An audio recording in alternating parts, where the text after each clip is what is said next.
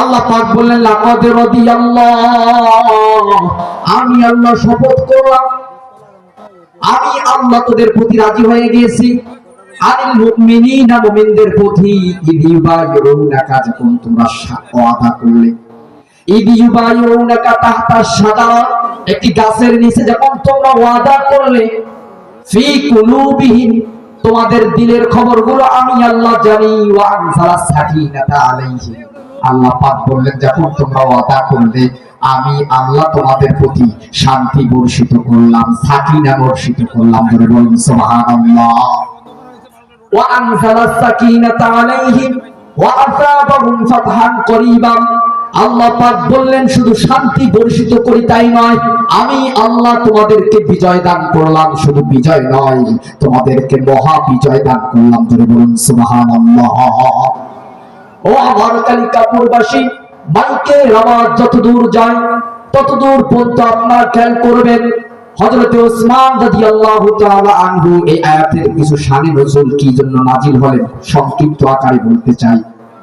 হযরত ওসমান রাদিয়াল্লাহু তাআলা আনহু যখন চলে গেলেন, হযরত ওসমান রাদিয়াল্লাহু তাআলা আনহুকে আমার আপনার বিশ্ব নবী হযরত মুহাম্মদ রাসূলুল্লাহ সাল্লাল্লাহু আলাইহি সাল্লাম বললেন, যাও ওসমান, তুমি মক্কা নগরীতে যাও। আমার আপনার বিশ্ব নবী যখন ওসমানকে ডাক দিয়ে বললেন, ওসমান সঙ্গে সঙ্গে মক্কার মধ্যে চলে গেলেন। কিছুক্ষণের মধ্যে শোনা গেল আবু বকর হযরত ওসমানকে মারার জন্য হুমকি দিয়েছে। আমার আপনার বিশ্ব নবী শুনতে পেলেন, আমার আপনার বিশ্ব নবী জানতে পারলেন, বললেন এই কেমন কথা, আমি ওসমানকে পাঠালাম খবর নেওয়ার জন্য, আর ওই মক্কা নগরের তায়েফের লোকেরা আমার ওসমানকে হত্যা করার জন্য হুমকি দিয়েছে। আমি নবী এটা বরদাস্ত করতে পারি না, পারি না, পারি না, পারি না, পারবো না। এই কথা যখন আমার নবী সুযোগ করলো, ও আমার কালিকাপুরে মুসলমান ভাইরা আমার, যখন আমার আল্লাহর নবী হজ করা বাদ দিয়ে দিলেন, রোজা ভঙ্গ করলেন, 1400 সাহাবায়ে কেরামকে হাতে হাত ধরে বায়াত গ্রহণ করলেন। যুবক ভাইরা আমার, 1400 সাহাবায়ে কেরাম হাতে হাত ধরে গাছের নিচে বায়াত গ্রহণ করলেন। তারা বললেন আমার জীবন চলে যাবে, আমার জীবন চলে যাবে, আমরা ওসমানের প্রতিশোধ নিয়ে ছাড়বো।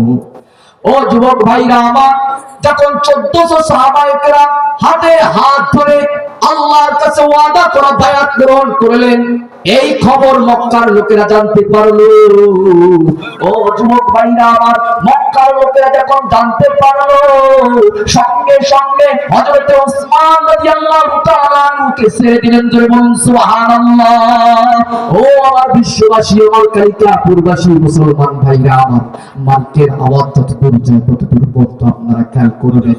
ও যুবক ভাইরা আমার, আমার আপনার বিশ্ব নবী বায়াত গ্রহণ করলেন, মুখে অন্তরে অন্তর দিয়ে বায়াত গ্রহণ করলেন। আর অন্তরের খবরটুকু একমাত্র আল্লাহ জানেন।